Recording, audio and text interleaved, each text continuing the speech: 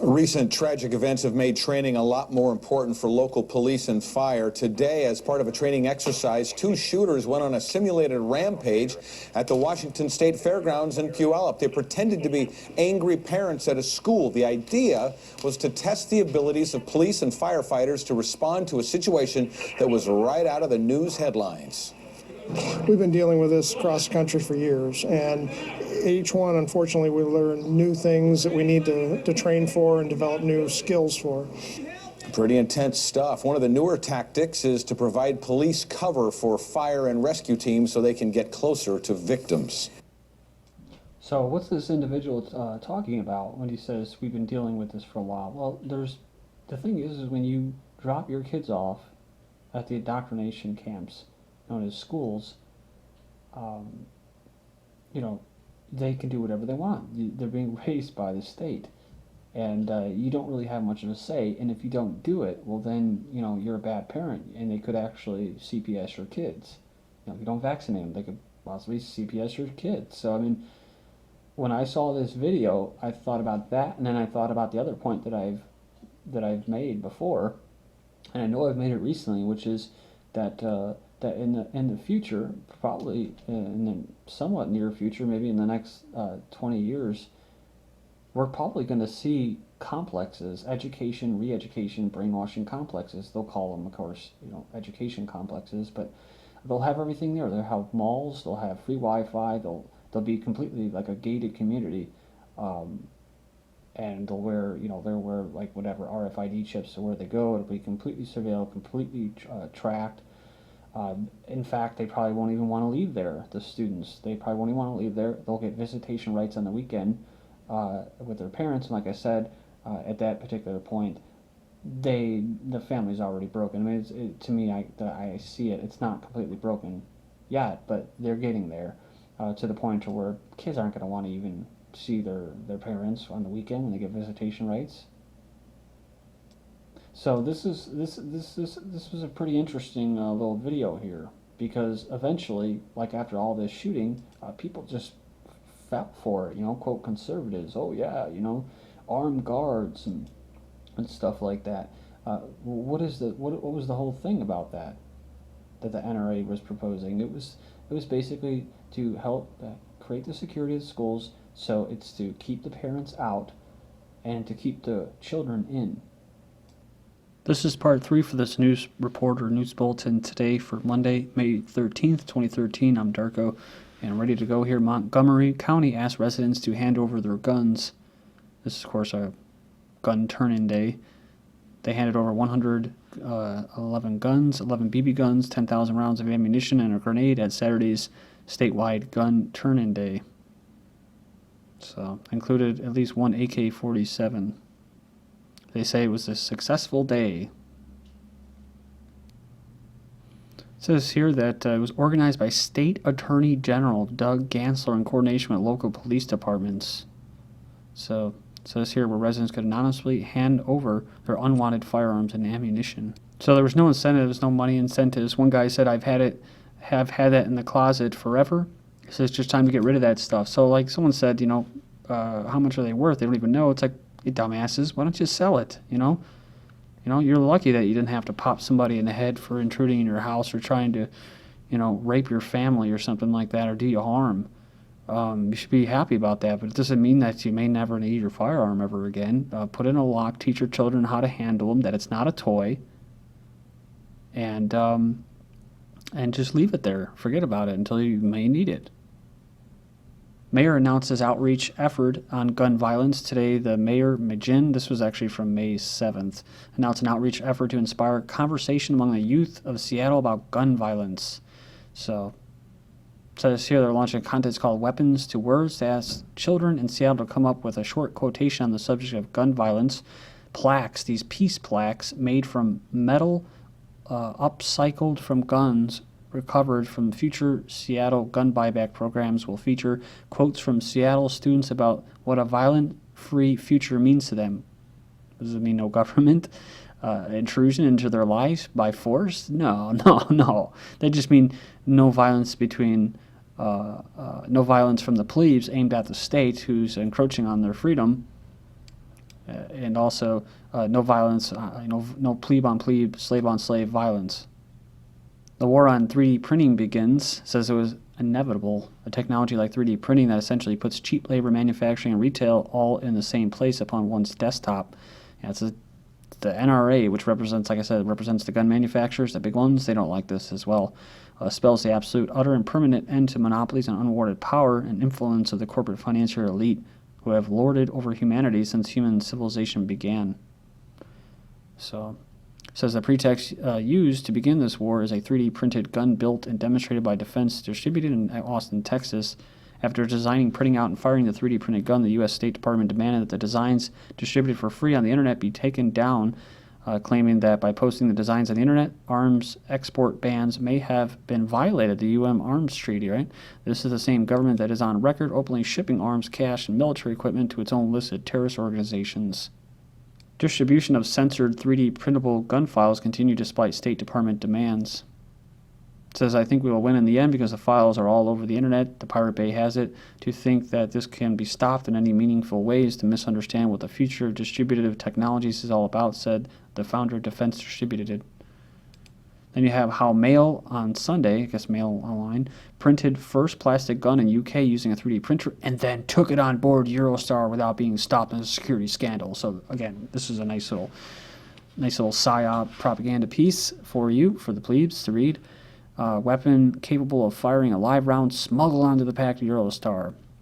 They pass unchallenged through the airport-style security system. So maybe we need more security, right? Maybe we need to get rid of these guns. A pistol produced using 1,700 pounds machine to print its components. So, yeah, that's, don't worry about the Christmas Day bomber who is aided by the CIA, had a handler, was flagged, much like the Tsarnaev brothers, flagged a different security risk. And what they still somehow are able to go and carry out their little operations that are aided by the government. What? So they can clamp down more on your freedoms. It's pretty obvious. I don't think I even need to say it at this particular point of the game, but it's just a nice little game. It's not even a game, but it's a nice little system that is used. Again, just as long as the government can carry out violence, having a monopoly on violence, and they can have a monopoly on terrorism. They can be associated carrying out terrorist attacks, but nobody else can do it. So, Zionist Jews are at the forefront of advancing gun control in the United States. It said it's time to call out the scumbags who have historically been mostly responsible for promoting gun control legislation and what has been an obvious attempt to destroy the Second Amendment at the forefront. Says most of these people are Zionist Jews. Even though this is a proven fact, there will undoubtedly be a number of pro-Zionist internet trolls who will cry racism, anti-Semitism, and other rubbish to distract people from the obvious. Considering that Jews represent only a small percentage of the American population, why is it that many of the most vocal supporters of gun control just happen to be Zionist Jews? Says that's a serious question that needs to be asked, as it shows that a small minority of people are attempting to make it increasingly more difficult for the average law-abiding American citizen to defend themselves. And of course, you got these, like I've mentioned before, useless idiots that are non-Jews, that are non-Zionist, and really they're Zionists. They don't even know it. That's Benjamin Netanyahu even says, we need these useful idiots to push our agendas here. So Senator Dianne Feinstein is a prominent advocate of gun control. She's also a Zionist Jew. Says looking at some historical examples, says the 1968 Gun Control Act was introduced in the U.S. House of Representatives by a Zionist Jew named Emanuel Seller. Eventually signed into law by President Lyndon B. Johnson, prohibits the direct mail ordering of firearms and imposes broad regulations on firearm transfers.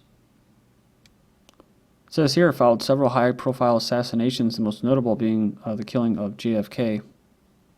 So it says here that Roger Stone has recently claimed that LBJ arranged the assassination of JFK. The 80s and 90s, Senator Howard Metzenbaum, another Zionist, would support or sponsor a myriad of gun control bills. Most notable was the support of the Brady Bill, which instituted a federal background check on firearm purchases. So it goes on here, says, interesting enough, the bill was introduced in the U.S. House by then Congressman Chuck Schumer, another Zionist Jew who still today is a huge supporter of gun control efforts through his activities. Early 90s, Senator Herbert Kohl, another Zionist Jew who supported the Gun-Free Schools Act, which made it unlawful to have a firearm in schools. The bill was passed as part of a Crime Control Act of 1990, but was later overturned by the Supreme Court for being unconstitutional. In 1995, an amended version of the Gun-Free Schools Act would be pushed ahead by a quartet of Zionist Jews, including Senator Feinstein, Senator Arlen Specter, Senator Herbert Kohl, and Senator Frank Lautenberg. Senator Barbara Boxer, also known as Barbara Levy, another Zionist Jew, would introduce the American Handgun Standards Act. It sought to apply more stringent standards to domestically manufactured firearms. And of course, all these same people, Lautenberg, Kohl, they're all strewn through different and other legislation. Let's not forget about Mr. Joe Lieberman. So he wanted a federal assault weapons ban. Then you have Michael Bloomberg, makes all kinds of statements demanding more gun control. And our big buddy, Rahm Emanuel of Chicago. Cops beat woman for filming another beating. Baltimore police beat up a woman, smashed her camera for filming them beating up a man, telling her, "You want to film something, bitch? Film this," the woman claims in court. NYPD sergeant says guilty until proven innocent is just the way we pay for a free society. A recent article dealing with teenagers, terrorism, and social media in a Christian Science Monitor article. It says here that it focused on a recent Cameron DeBrazio arrest for making terrorist threats via some improvised rap lyrics posted to Facebook. Sergeant Ed Mullins of the NYPD shows up to make some very disturbing statements about your rights and responsibilities as a mere citizen. It starts out with the worst kind of policy and goes downhill very fast. But it says using a zero-tolerance approach to track domestic terrorists online is the only reasonable way to analyze online threats these days, especially after the Boston Marathon bombing. So it says, the way law enforcement agencies approach online activity that appears sinister is this: if you're not a terrorist, if you're not a threat, prove it. Yeah, and in the court system where money rules, good luck with that. Auditor says 100,000 dashcam videos disappeared from the SPD database. More than 100,000 dashcam videos have disappeared from the Seattle Police Department, prompting city investigators to recommend the department to do a better job of tracking and saving those videos. Where you're beating up skateboarders or something. Britain, secrets of 27 million mobile phones offered to police and corporations. The data of 27 million mobile phone users has been offered for sale to the Metropolitan Police, private companies, and other bodies, enabling them to track users' movements. It says here, one of Britain's biggest research firms has been caught offering text and call records for sale. They claim in meetings that every movement by users can be tracked within 100 meters. Says here they've been paying for some of the conversational data. Documents to promote the data reveal that it includes gender, age, postcode, websites visited, time of day, text is sent, and location of customer when the call is made. So it says they state that people's mobile phone use and location can be tracked in real time with records of movements, calls, and texts also available for the previous 6 months. Police drone crashes into police. The Montgomery, Texas Sheriff's Office has a big day planned to become the first department in the country with its own aerial drone, $300,000. They were ready for a nice photo op, and then the drone crashed into a SWAT team. It's karma's a bitch. It says British police seeking to introduce water cannons to streets. They want to introduce water cannons to the UK streets in the future attempts to control unrest. They actually want to ban protest altogether there. Indian police use water cannons against anti-corruption protesters. And it's a lot better than shooting out crap. Crap cannon. Israel sprays putrid liquid for crowd control, collective punishment. Go in there and check it. Israel blames Noam Chomsky for hawking withdrawal from Perez conference. It says hawking is a reminder that even Shimon Peres, with his PR campaign to beautify the ugly face of Israel, has its limits. And he goes through there, and it's pretty real, all the stuff that he goes in there about Palestinians, what Israel's doing to them. About double standards here. UK spyware used against Bahraini activists. So it's all about democracy, right? And clamping down the regimes. Well, the UK, what? It says here UK spy technology was used against British citizen in Bahrain. New evidence has been filed. So it says Bahrain king says to the UK, has anyone asked you to leave? King considered the relation between his regime and the United Kingdom has kept solid as it should be and even maybe stronger. This is despite the end of the British colonization in 1971. Myanmar puppet president to visit U.S. for the first time in nearly 50 years when he was invited in 1966 by LBJ. So it says the former premier surprised even many skeptics by launching a raft of reforms after taking office in 2011 in the wake of controversial elections, freeing hundreds of political prisoners and relaxing censorship. It was all BS. Like I said, they have Buddhist monks that are carrying out ethnic genocide against Muslims there. Nobel Peace laureate, this Suu Kyi, who has a seat in Parliament, is doing nothing about it either. And we said this, remember LBJ had Kennedy killed, And Malcolm X's grandson has been killed in Tijuana, Mexico.